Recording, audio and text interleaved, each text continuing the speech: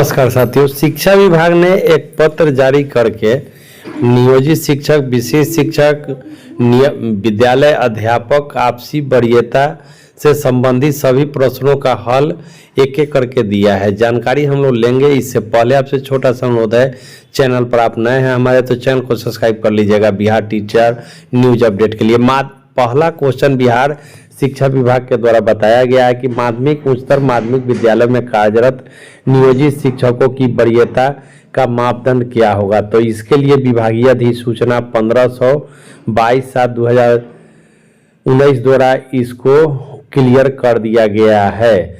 दूसरा क्वेश्चन भी जो बिहार शिक्षा विभाग के द्वारा बताया गया है, विशेष शिक्षकों की आपसी वरीयता निर्धारण का मापदंड क्या है। तो इसके लिए बिहार विद्यालय विशेष शिक्षक नियमावली 2023 के नियम 7 में विशेष शिक्षक की वरीयता निर्धारित करने का मापदंड दिया गया है। इसी के अनुसार आपसी वरीयता का निर्धारण किया जाएगा। विद्यालय अध्यापक के आपसी वरीयता निर्धारण के लिए मापदंड क्या है। तीसरा क्वेश्चन का आंसर बिहार राज्य विद्यालय अध्यापक नियमावली नियम 12 में वरीयता निर्धारण का मापदंड दिया गया। इसी के अनुसार आपसी वरीयता का निर्धारण किया जाएगा। क्या बिहार लोक सेवा आयोग के अनुशंसा से नियुक्त विद्यालय अध्यापक की आपसी वरीयता बिहार लोक सेवा आयोग द्वारा प्रकाशित परीक्षा फल मेरिट लिस्ट से होगा। तो इसका आंसर हाँ दिया गया। प्राथमिक विद्यालय में विधिवत रूप से नियमित और पदस्थापित शिक्षक रहने की स्थिति में कोई वरीय शिक्षक को विद्यालय का प्रभारी प्रधानाध्यापक बनाया जा सकता है। तो नहीं।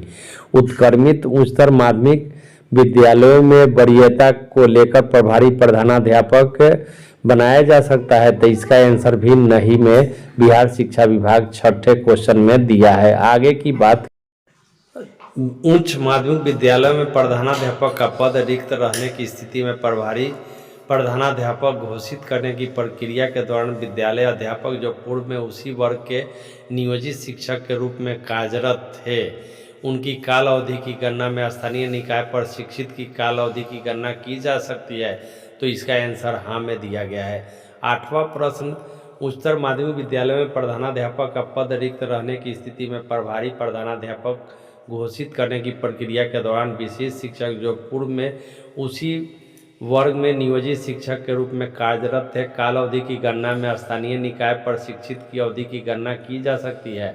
इसका आंसर भी हाँ में शिक्षा विभाग के द्वारा दिया गया है। आगे की बात करें, उच्च माध्यमिक विद्यालय में प्रधानाध्यापक का पद रिक्त रहने की स्थिति में प्रभारी प्रधानाध्यापक घोषित करने की प्रक्रिया के दौरान विद्यालय अध्यापक जो पूर्व में उसी वर्ग में स्थानीय निकाय पर शिक्षित एवं विशेष शिक्षक के पद पर कार्यरत है कि काल अवधि की गणना में नियोजित प्रशिक्षित शिक्षक एवं विशेष शिक्षक के काल अवधि की गणना की जा सकती है। तो हाँ में इसका आंसर बिहार शिक्षा विभाग के द्वारा दिया गया है। उच्च माध्यमिक विद्यालयों में प्रधानाध्यापक का पद रिक्त रहने की स्थिति में प्रभारी घोषित करने की प्रक्रिया के दौरान विद्यालय अध्यापक 11 से 12 जो पूर्व में किसी अन्य वर्ग 6 से 8 के नियोजित प्रशिक्षित अथवा विशेष दोनों पद पर कार्यरत थे कि काल अवधि की गणना नियोजित शिक्षक या विशेष शिक्षक के रूप में की जा सकती है। तो इसका आंसर ना में शिक्षा विभाग दिया है।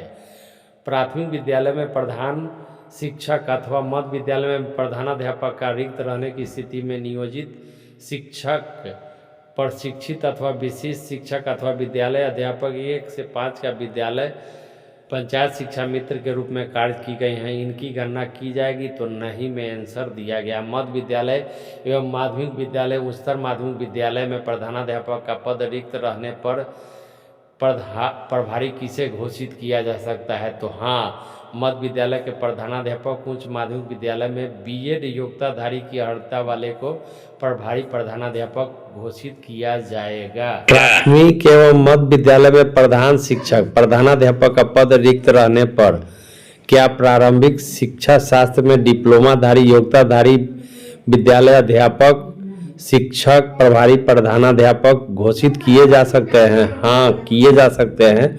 प्राथमिक और मध्य विद्यालय में प्रधान शिक्षक प्रधानाध्यापक के पद पर नियुक्त प्रोन्नति के लिए प्रारंभिक शिक्षा शास्त्र में द्वितीय डिप्लोमा अनिवार्य है।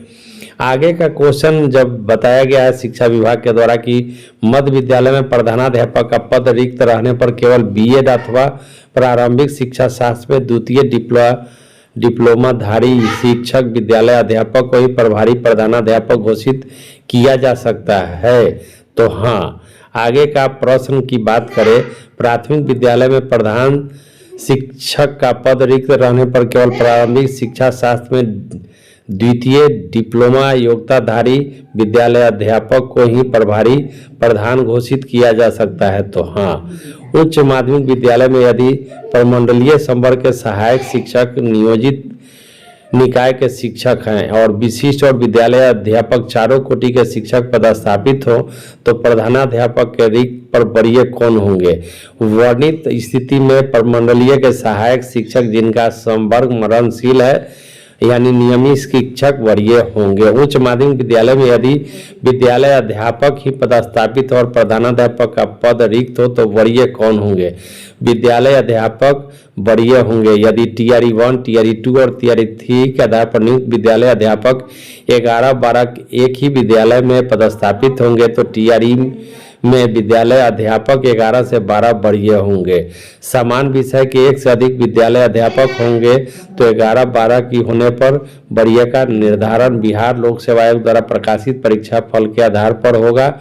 अलग अलग विषय के शिक्षक होने की स्थिति में वरीयता का आधार जन्म तिथि होगा।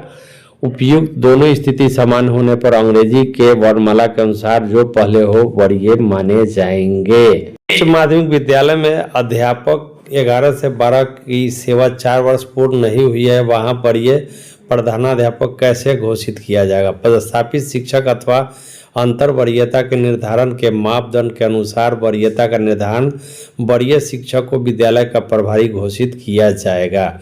विशिष्ट शिक्षक का वेतन संरक्षण का लाभ किस नियम के तहत दे होगा?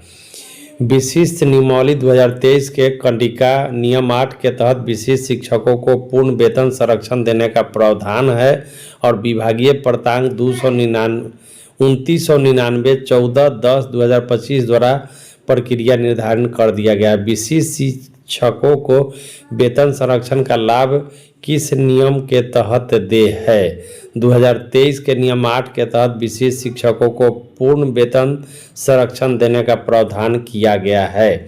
अगला क्वेश्चन शिक्षा विभाग के द्वारा बताया गया कि नियोजित शिक्षक के रूप में 1 जनवरी 2025 को वेतन वृद्धि के साथ वेतन संरक्षण का लाभ देने वाले विशिष्ट शिक्षक जिनका योगदान तिथि 1 जनवरी 2025 हो तो विशिष्ट के रूप में अगली और प्रथम वेतन वृद्धि का लाभ किस तिथि को मिलेगा? तो 1 जनवरी 2026 को दे होगा।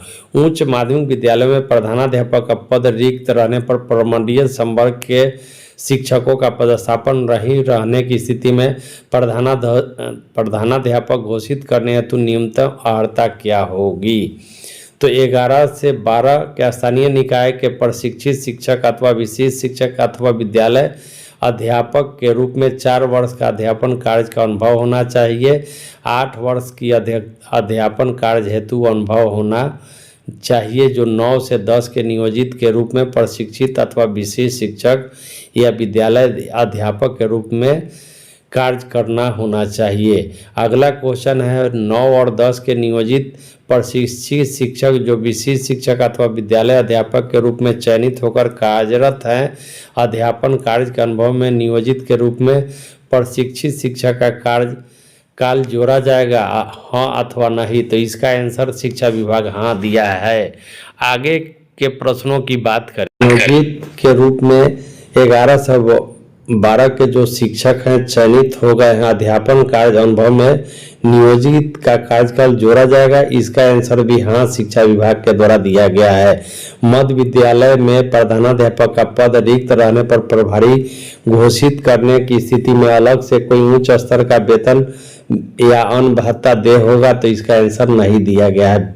प्राथमिक विद्यालय के प्रधान शिक्षक का पद रिक्त रहने पर प्रभारी प्रधान घोषित करने की स्थिति में अलग में कोई उच्च स्तर का वेतन आदि अन्य भत्ता दे होगा, तो इसका आंसर भी शिक्षा विभाग के द्वारा नहीं में दिया गया। इस प्रकार शिक्षकों की आपसी वरीयता बिहार के शिक्षा विभाग के द्वारा आज SOP जारी कर दिया गया है। अभी तक के अपडेट के लिए इतना ही, और अपडेट प्राप्त होते ही आपको दे दिया जाएगा जानकारी। है चैनल पर आप नए हैं तो चैनल को हमारे सब्सक्राइब कर लीजिएगा बिहार शिक्षक समाचार अपडेट के लिए। धन्यवाद।